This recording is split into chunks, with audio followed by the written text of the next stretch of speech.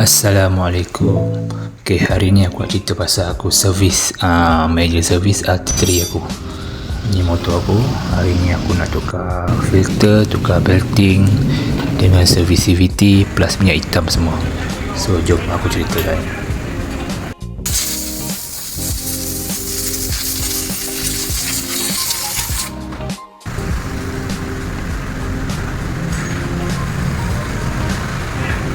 Mula-mula dia akan buka cover CVT dulu.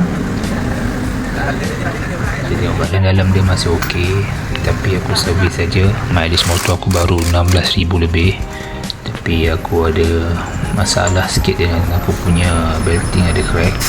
So aku decide aku tukar semua lah. Alang-alang dah buka, kita tukar apa yang patut.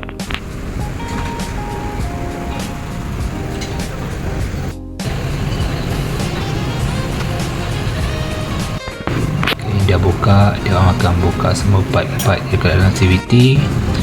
Nah, tu minyak gear dia akan keluarkan, minyak hitam semua kita buang lah. So hari ni memang banyak kerja sikit lah.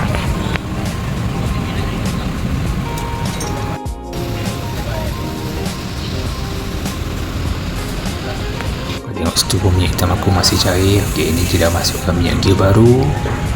Ok, lepas dia masukkan minyak gear baru. Lepas tu aku pakai ni lah, iPhone scooter Katana fully synthetic.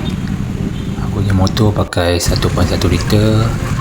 Dan dia akan basuh kat CVT punya casing ni. Dia akan chemical dan berus lah untuk pastikan bersih.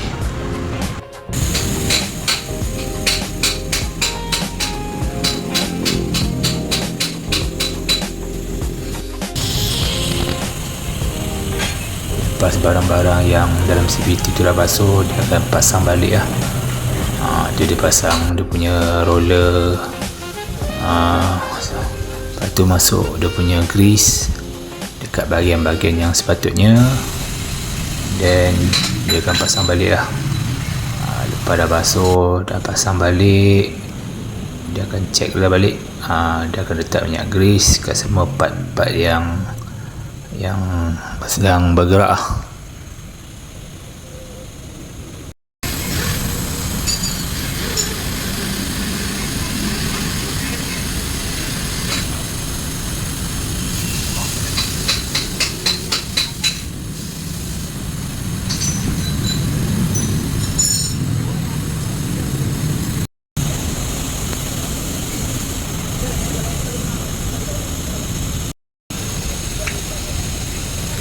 Okay, ni part yang bahagian belakang CVT tu yang untuk letak belting nanti.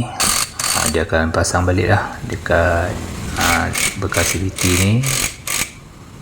Ok, yang korang nampak belting baru pun dah masuk. Dia akan test untuk running dulu, tengok ada masalah ke tak, ketegangan dia semua. So far ok, cantik. Dah test semua ok. Mula ni memang belting masih keras, so ada sedikit ada bunyi-bunyi lah. So lepas tu kita pasang filter baru. Ni air filter air filter yang aku beli Shopee aku tak beli kat kedai.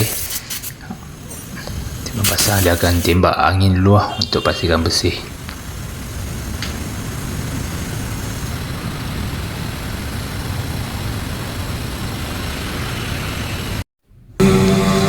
Lepas dah pasang filter tu, dia akan tutup balik casing-casing tadi, air filter dengan CVT. Ni aku tukar pad depan pula. Pad depan aku pun dah habis, so aku tukar sekali dah. Alang-alang kan, kita kasih hentam. Dah siap semua, aku apa lagi, hantar motor aku mandi wajib. Dah mandi wajib baru syok. Dah lap dah, dah naik dah color dia balik. Inilah motor aku RT3. Ok, bye.